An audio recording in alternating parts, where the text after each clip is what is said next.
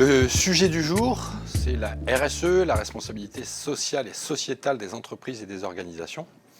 Pourquoi ce sujet? Parce qu'on sait qu'on a plusieurs défis à relever dans les décennies qui arrivent.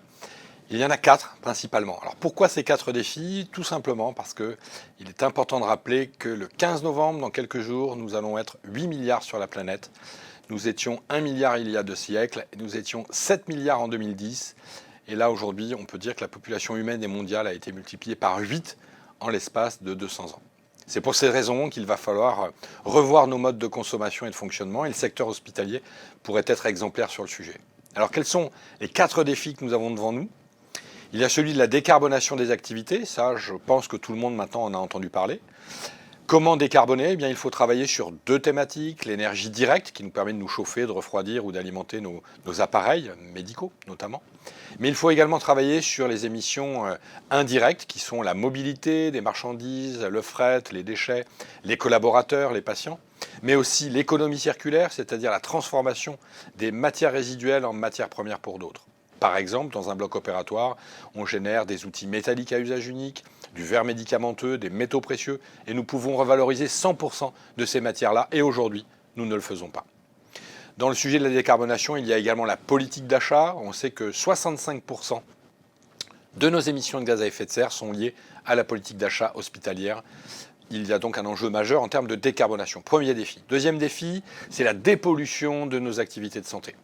Le secteur de la santé émet beaucoup de déchets, émet beaucoup de composés organiques volatiles dans l'air ou d'effluents liquides et médicamenteux. Eh bien, réduire ces pollutions, c'est améliorer la santé humaine, améliorer la santé des écosystèmes. Et c'est surtout un facteur d'attractivité pour nos collaborateurs.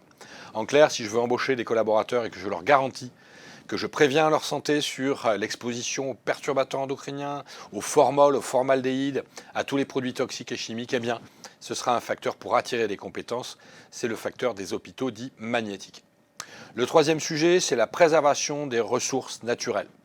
J'entends par là la réduction de la déforestation importée notamment, avec les chiffres que j'ai cités tout à l'heure, de destruction de 15 millions d'hectares de forêt par an par nos achats. Et nous pouvons intégrer des labels, réduire les quantités de protéines animales dans nos restaurants hospitaliers, puisque l'hôpital est le plus grand restaurant de France. Dans cette logique de réduction des ressources naturelles, il y a également la préservation des ressources en eau et la réduction des effluents liquides et médicamenteux qu'on peut effectuer sur l'ensemble du territoire. Enfin, le quatrième défi, c'est la préservation du capital humain pour faire en sorte que les droits de nos collaborateurs, que les droits humains dans les pays où on achète des produits soient respectés. En clair, la santé environnementale et l'impact sur la santé des équipes est aussi un facteur clé.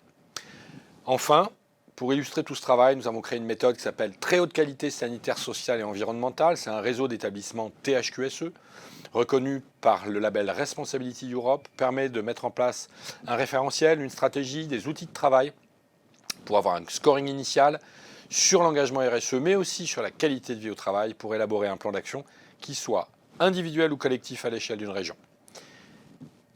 Je pense que c'est une chance de pouvoir s'engager sur ces sujets-là. C'est une chance pour les professionnels de santé pour la décennie qui arrive. Maintenant, la balle est dans votre camp. Plus nous serons nombreux à nous engager, plus nous pourrons fournir à nos enfants un monde certainement plus noble.